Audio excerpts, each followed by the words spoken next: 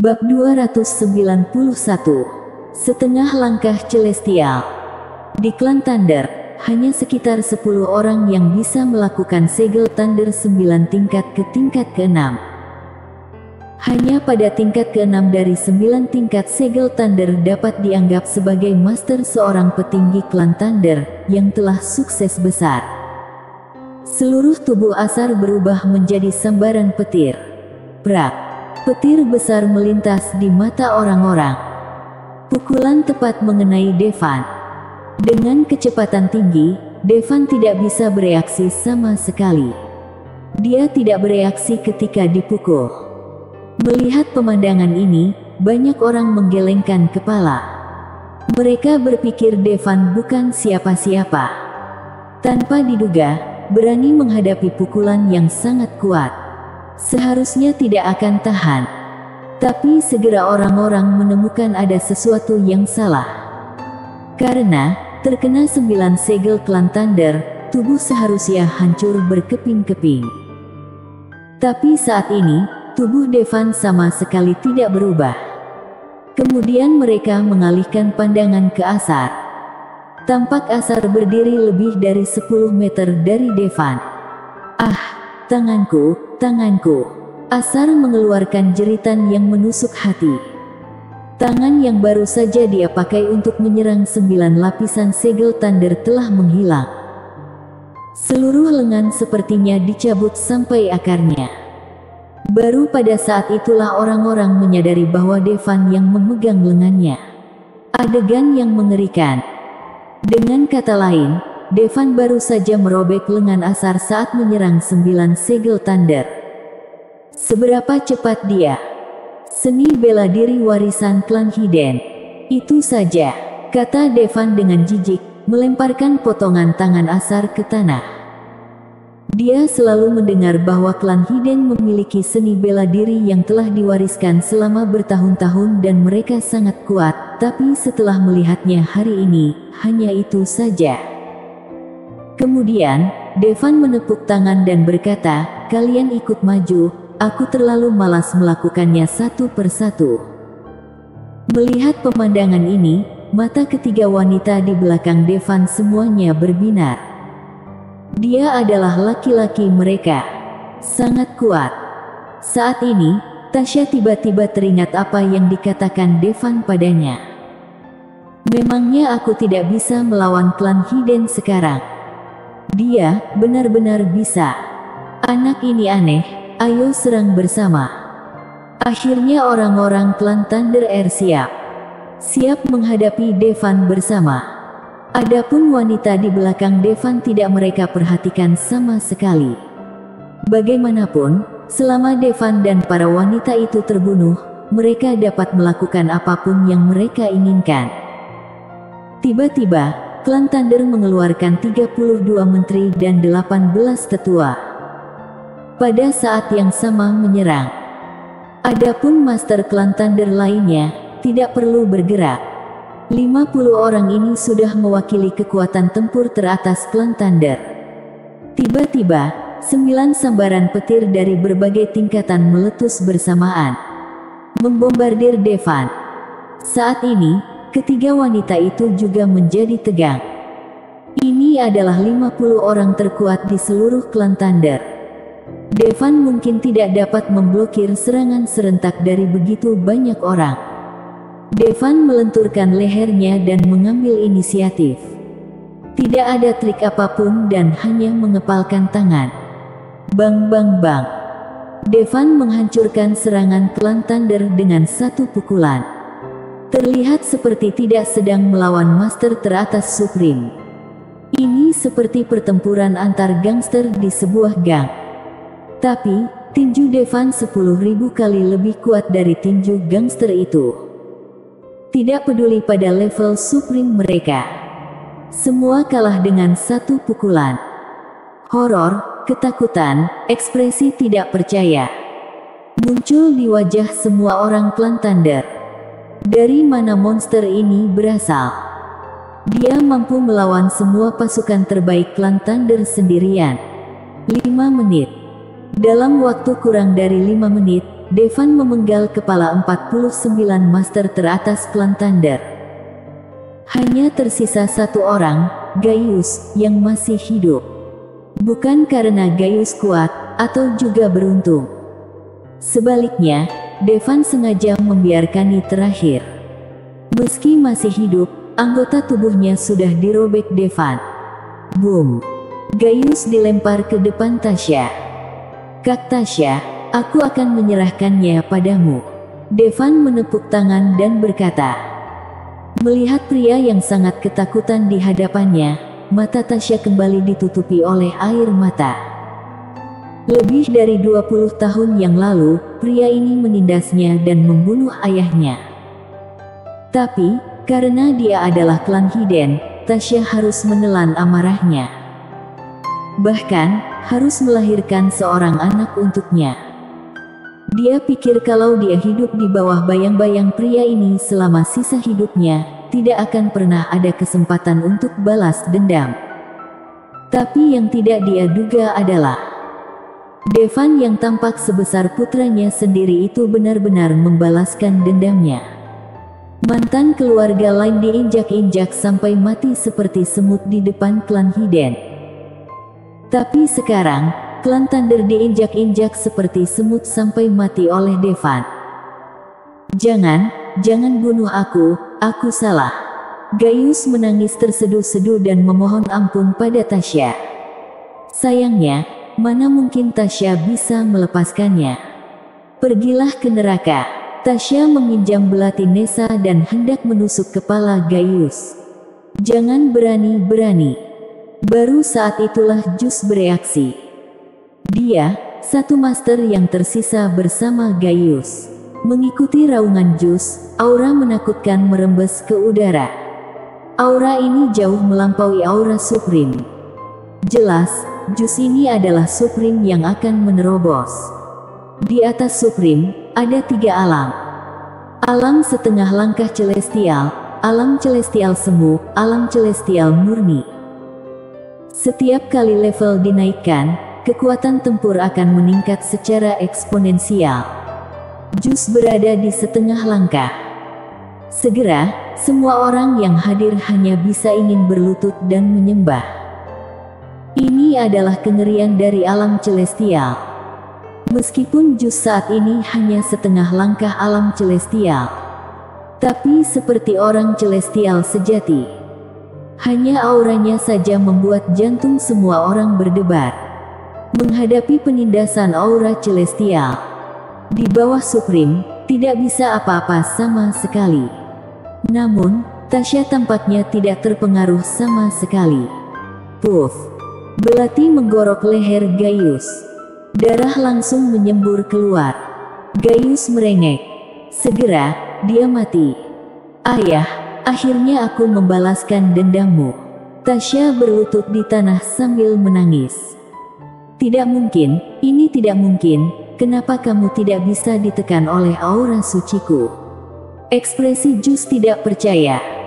Untuk mencegah Tasya memenggal kepala Gaius barusan, dia melepaskan aura celestial.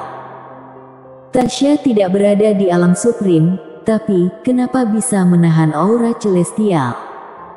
Tentu saja Tasya tidak bisa menolak. Bukan cuma Tasya, bahkan Nessa dan Arsaya hampir tidak bisa menahan aura menakutkan dari seorang celestial. Devan yang memblokir tekanan aura celestial untuk mereka. Saat ini, Jus mengetahuinya. Devan berada di pusat auranya, namun dia bertindak seolah tidak terjadi apa-apa. Tidak terpengaruh sedikit pun. "Setengah celestial. Kupikir kamu adalah celestial semu." Devan menggoda sambil tersenyum. "Mungkinkah kamu juga master di alam celestial?" Jus menelan ludahnya. Karena, hanya seorang celestial yang bisa melawan aura celestial. Bersambung.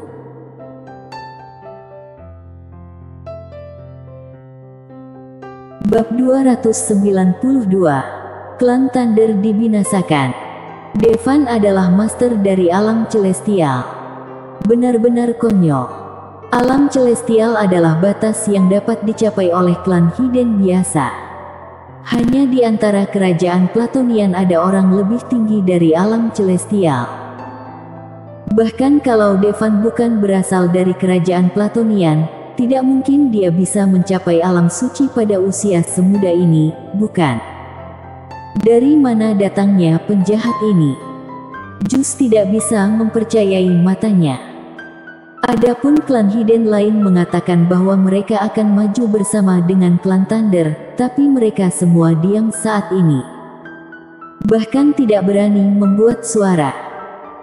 Zeus, perintahkan untuk membubarkan klan Thunder, lalu aku hanya akan membunuhmu. Kalau tidak, jangan salahkan aku karena membantai seluruh gunung Dewa Thunder hari ini. Kata Devan tak peduli. Kamu sudah membunuh Gaius dan kamu sudah membunuh begitu banyak anggota klanku. Bahkan kalau ada kebencian yang besar, seharusnya sudah terbalaskan. Kenapa kamu ingin membunuh mereka semua? Kata Zeus dengan ekspresi muram. Saat ini, di matanya, tidak ada lagi kesombongan sebelumnya. Lagi pula, kalau Devan juga merupakan master di alam celestial, dia mungkin tidak memiliki kesempatan untuk menang. Juga, kalau Devan ingin membunuh orang klan Thunder lainnya, Zeus tidak bisa menghentikannya. Itu benar, dendam Kaktasya sudah diselesaikan, tapi aku sudah bilang kepada Gaius untuk mengirim Kaktasya langsung padaku, tapi dia tidak melakukan, kata Devan dengan ringan. Devan, pergi saja sekarang. Bagaimana kalau masalah antara kamu dan klan Thunder selesai hari ini? Jelas bahwa Zeus benar-benar ketakutan. Tentu saja, dia bukannya tidak percaya diri. Bagaimanapun, dia juga seorang celestial. Apalagi anggota klan Thunder yang sedang berlatih juga sudah menerobos. Kalau Devan benar-benar membantai semuanya, mungkin dia tidak akan bisa. Namun, Devan menyeringai dan berkata, tidak juga. Awalnya, setelah membunuh Gaius, dia tidak perlu merasa kasihan pada Zeus dan seluruh klan Thunder. Tapi, Zeus sebenarnya ingin menikahi Liora. Itulah kenapa dia marah. Zeus, karena kamu telah mengatakannya, aku akan memberimu kesempatan. Sekarang umumkan pembatalan pernikahanmu dengan Liora dan aku akan mengampunimu. Devan menyipitkan matanya. Apa? Setelah mendengar kata-kata Devan, ekspresi Zeus berubah drastis. Pernikahannya dengan Liora sebenarnya sangat terkenal. Sekarang jika dibatalkan, apalagi terkait dengan klan Joran, harus disimpan di mana wajahnya. Tidak mau setuju. Kalau begitu mati. Mata Devan menjadi dingin. Nak, apa kamu benar-benar berpikir kalau aku takut denganmu? Zeus berkata dengan marah. Devan menyentuh batas kesabaran Zeus. Kalau dia benar-benar melakukan apa yang dikatakan Devan, entah dia masih hidup atau tidak, mulai sekarang, klan Thunder tidak akan pernah bisa mengangkat kepala di depan klan Hiden. Terlebih lagi, Zeus telah mendambakan Liora entah sudah berapa tahun. Sekarang dia akhirnya memiliki kesempatan untuk menikahi Liora. Mana mungkin dia rela melepaskannya? Zeus memutuskan untuk melawan Devan. Keagungan setengah langkah celestial tidak boleh dinodai. Melihat Zeus tiba-tiba terbakar dengan semangat bertarung, Deyan tersenyum, penampilanmu sekarang baru seperti pria sejati. Devan, mati kau, 9 segel Thunder, tingkat ke-8, naga petir. Zeus meraung. Segel Thunder 9 tingkatnya telah mencapai tingkat ke-8. Hanya selangkah lagi dari level ke-9, level terkuat. Saat berikutnya, seekor naga besar yang dibentuk dari petir muncul di belakang Zeus. Dengan telapak tangannya meledak, naga petir besar itu bergegas menuju Devan dengan taring dan cakarnya. Pimpinan sangat kuat. Apa ini kekuatan master setengah langkah celestial? Melihat adegan ini, semua orang di klan Thunder menunjukkan kekaguman. Menghadapi naga petir yang sebesar bangunan, Devan tetap tidak memiliki rasa takut. Dia mengambil langkah maju dan berinisiatif untuk melawan naga petir. Kemudian, adegan mengejutkan muncul. Devan meninju naga petir ke udara. Kemudian, meraih ekor naga petir, dia dengan kuat mencambuknya. Melihat pemandangan ini, Jus seperti telah melihat hantu. Boom! Teknik bela dirinya dikibaskan oleh Devan seperti cambuk. Keras. Naga petir langsung berubah menjadi ular listrik yang tak terhitung jumlahnya dan hancur. Teknik itu bagus, tapi orang yang melakukannya terlalu lemah. Devan tidak bicara omong kosong. Bersiap untuk membunuh Jus secara langsung. Setelah mempelajari tentang klan Hiden, dia sadar kalau klan Hiden ini bukanlah orang-orang baik. Terutama klan Thunder. Mereka memperlakukan para pelayan itu seperti memperlakukan hewan. Devan langsung menuju ke arah Jus. Nak, kamu ingin membunuhku, kamu terlalu lemah, teleportasi petir. Tubuh Jus berubah menjadi sambaran petir.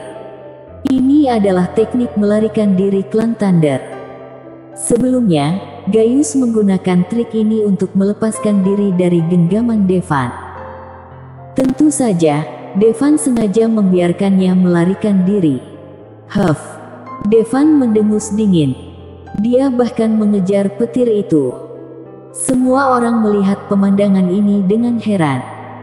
Devan mencoba mengejar sambaran petir. Apa kamu bercanda?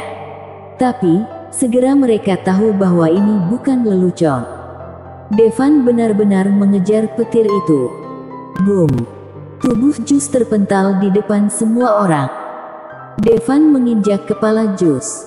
Sebuah lubang dalam tercetak di tanah. Devan, kalau kamu membunuhku, leluhurku klan Thunder tidak akan membiarkanmu pergi. Jus meraung dengan ganas. Oh, leluhur klan Thunder, di mana dia? Panggil dia keluar, kata Devan acuh tak acuh. Beritahu leluhur klan Thunder untuk keluar. Tentu saja Jus berpikir demikian. Tapi, leluhur sedang bermeditasi, kecuali leluhur itu keluar sendiri, kalau tidak, dia tidak akan bisa menghubungi leluhur sama sekali. Dia juga sudah bertemu leluhur belum lama ini. Leluhur mengatakan kalau dia hampir menerobos. Tidak mau memanggil. Kalau begitu pergilah ke neraka. Devan menunggu beberapa menit, sampai kehilangan kesabarannya. Dia menghancurkan kepala Jus dengan satu kaki. Pimpinan terkuat dari klan Hiden mati begitu saja. Semua orang klan Thunder membeku di tempat. Agak kebingungan. Tetua klan Thunder, bahkan pimpinan sudah mati. Kemana mereka harus pergi? Mereka tidak seharusnya bubar, kan? Mulai hari ini dan kedepannya, tidak akan ada lagi klan Thunder di dunia ini. 10 menit lagi, mereka yang tetap berada di Gunung Dewa Thunder akan mati. Kata Devan dengan tatapan dingin. Awalnya, tidak ada yang bergerak. Namun segera, orang pertama meninggalkan Gunung Dewa Guntur dengan tergesa-gesa. Meski leluhur klan Thunder masih ada, tapi entah kapan leluhur akan menyudahi latihannya. Lebih baik selamatkan nyawanya dulu. Setelah orang pertama, ada yang kedua. Dan kemudian terjadi reaksi berantai. Semua klan Thunder mulai melarikan diri dari Gunung Dewa Thunder. Devan benar-benar membinasakan salah satu dari klan Hiden. Tentunya ada juga yang setia dengan klan Thunder.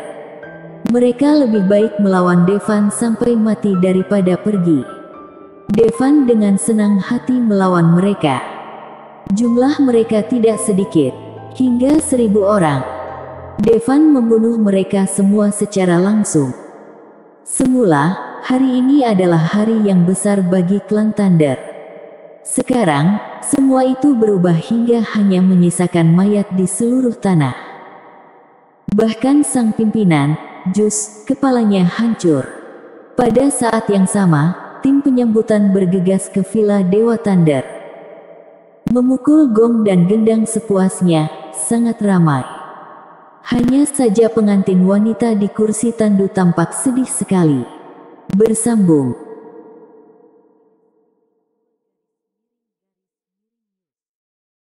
Bab 293. Pembantaian. Osval Joran akhirnya menyadari ketidakbahagiaan putrinya. Dia menghibur dengan lembut, "Liora, ayah tahu kamu tidak bahagia, tapi sebagai putri suci dari klan Joran, kamu memiliki kewajiban untuk bertanggung jawab atas kebangkitan klan Joran. Kalau orang itu tidak meninggal kamu beberapa dekade yang lalu, mungkin klan Joran tidak seperti sekarang ini." Osval berkata dengan serain menghela napas. Yang harus diketahui, betapa hebatnya klan Joran dulu. Mereka adalah anggota kerajaan Platonian. Lihatlah klan Joran saat ini. Hanya bisa dengan 20 klan Hidden biasa di Treva. Klan Thunder saja bisa menekan klan Joran.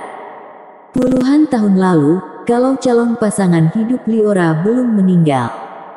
Kemudian, meskipun klan Joran gagal pulih dan menjadi anggota kerajaan Platonian, tidak akan seburuk sekarang.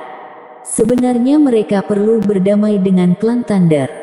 Aku mengerti. Liora menggertakkan giginya, tapi tidak bisa menahan air mata yang mengalir. Hingga saat ini, tidak ada yang tahu bahwa kematian putra suci dari klan Yamai sebenarnya ada hubungannya dengan Liora. Karena dari perkataannya, kaisar pembunuh membunuh orang itu supaya Liora bisa bebas. Sebenarnya, memikirkan itu sekarang, itu mungkin bukan malapetaka. Ngomong-ngomong, klan Yamai juga merupakan kekuatan teratas di klan Hidden. Meskipun tidak sebagus kerajaan Platonian, tapi lebih kuat dari klan Thunder, entah berapa kali lebih kuat. Kini, puluhan tahun kemudian, dia masih tak punya suami, menjadi pion yang dikorbankan demi kepentingan klan. Selain itu, di klan Hidden, klan Thunder tidak punya peringkat tinggi. Putri, aku tahu kamu tidak menyukai jus, tapi leluhur klan Thunder akan menerobos. Begitu dia menerobos dan bekerja sama dengan leluhur klan Joran, mungkin dia bisa membunuh binatang itu. Saat itu, klan Joran mungkin akan bisa bangkit kembali. Osval berkata dengan mata membara. Apa maksudmu? Liora memandang ayahnya dengan curiga, tidak mengerti apa yang dia maksud. Putri, sekarang aku tidak akan menyembunyikannya darimu. Klan Joran kami telah menemukan binatang buas yang kuat, tapi kekuatan klan Joran sendiri tidak cukup untuk melawannya. Leluhur klan Joran telah melawannya berkali-kali. Namun, tidak menghasilkan apa-apa, jadi kita harus bergandengan tangan dengan leluhur klan Thunder untuk mengalahkan mereka. Osval berulang kali berkata dengan suara yang dalam. Setelah mendengar perkataan ayahnya, tubuh Liora sedikit bergetar. Lagi-lagi binatang buas. Mungkinkah masalah Liora semua disebabkan oleh binatang buas? Waktu itu, pria itu meninggalkannya demi binatang buas dan dia sudah pergi selama beberapa dekade. Sekarang dia menikahi klan Thunder untuk binatang buas juga. Nasib selalu mempermainkan orang-orang seperti ini. Putri, ini mungkin satu-satunya kesempatan bagi klan Joran kita untuk bangkit, jadi maafkan aku jika membuatmu marah. Osval menghela nafas berulang kali. Liora tidak berbicara lagi. Bagaimanapun, ini adalah takdirnya. Ternyata klan Hidden tidak sehebat yang dibayangkan. Saat ini, Noah yang sedang membawa kursi tandu mendengar percakapan Osval dengan Liora dan merasakan semburan kesedihan di hatinya. Dia pikir klan Hidden tidak terkalahkan. Selama bisa bergabung dengan klan Hidden, kamu dapat melakukan apapun yang kamu inginkan. Dapatkan semua yang kamu mau. Sekarang sepertinya, bahkan klan Jora yang bisa dibilang kuat di klan Hidden tidak sedang baik-baik saja. Juga, klan Joran bukanlah klan Hidden terkuat. Hanya dengan berdiri di paling atas, dia dapat mengabaikan segalanya. Noah bersumpah pada dirinya sendiri. Dia harus bekerja keras, berjuang untuk belajar 9 segel thunder sesegera mungkin, menjadi lebih kuat, menunggu hari ketika dia menjadi master yang tidak tertandingi. Dia harus mengambil kembali wanitanya dengan tangannya sendiri. Sesosok muncul di benak Noah. Dia adalah Devan. Pria itu dengan sombong merebut kekasih masa kecilnya. Saat ini, dia bukan tandingan Devan. Tapi siapa yang tidak tahu kalau dalam 10 atau 20 tahun dia bisa mengalahkan Devan. Bergabunglah dengan klan Hiden, dia akan mempelajari warisan klan Hiden yang berusia seabad. Dan Devan bukan klan Hiden. Noah tidak percaya, dia tidak bisa mengejar Devan. Saat ini, pada dasarnya tidak banyak orang di Villa Dewa Thunder. Bahkan para pelayan klan Thunder telah pergi. Bagi mereka, musnahnya klan Thunder adalah kebahagiaan yang luar biasa. Lagi pula, mereka pernah bercita-cita untuk bergabung dengan klan Hiden. Namun setelah sampai di klan Hiden, mereka sadar bahwa kehidupan yang mereka jalani lebih hina dari babi dan anjing. Mereka juga akhirnya mengerti kenapa klan Hiden memiliki kualifikasi yang aneh ketika memilih pelayan wanita. Jelas, mereka sedang memilih mainan. Akhirnya, tim penyambutan tiba di Villa Dewa Thunder. Dari jauh terdengar suara gong dan gendang. Namun, yang membuat Osval sedikit bingung adalah itu.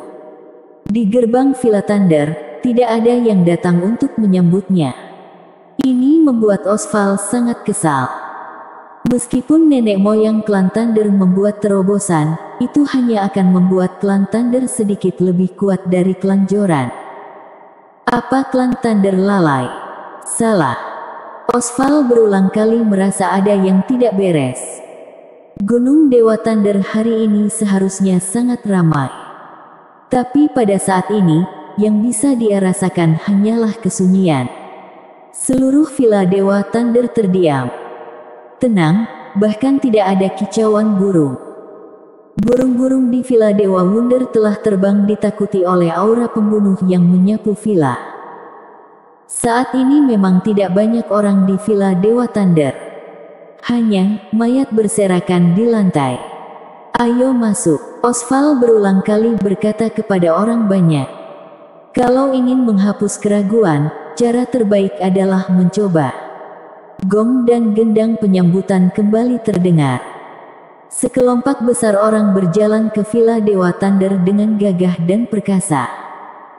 Meski Liora sudah menyiapkan hatinya. Namun saat tim penyambutan masuk ke Villa Dewa Thunder, Liora masih ingin melarikan diri dengan segala cara yang memungkinkan. Dia sangat ingin melakukan itu. Namun, apa yang dikatakan ayahnya barusan membuatnya menyerah. Lagi pula, ini tentang kebangkitan klan Joran. Sebagai putri suci dari klan Joran, ini adalah tugasnya. Kecuali Jus meninggal, kalau tidak, pernikahannya dengan klan Thunder pasti akan terlaksana. Dari bayangan di sungai yang dingin dan salju di ujung gunung, Liora adalah wanita yang tercantik. Hehe, Liora, Liora, keanggunanmu tiada taraf. Liora menutup matanya dengan sedih. Ada mayat. Pada saat ini, entah siapa yang mengatakannya. Hah. Osval memeriksa berulang kali. Beberapa mayat ditemukan tergeletak di tanah. Mereka semua terbunuh oleh satu serangan. Apa yang terjadi? Entah. Aku baru saja menelepon pimpinan, tapi tidak ada yang menjawab, kata seorang anggota klan Thunder dengan wajah bingung.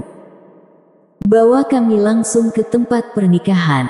Pada saat ini, Osval tidak tahu harus berbuat apa, jadi dia hanya melangsungkan pesta pernikahan. Saat tim penyambutan maju, kegelisahan di hati setiap orang menjadi semakin tinggi.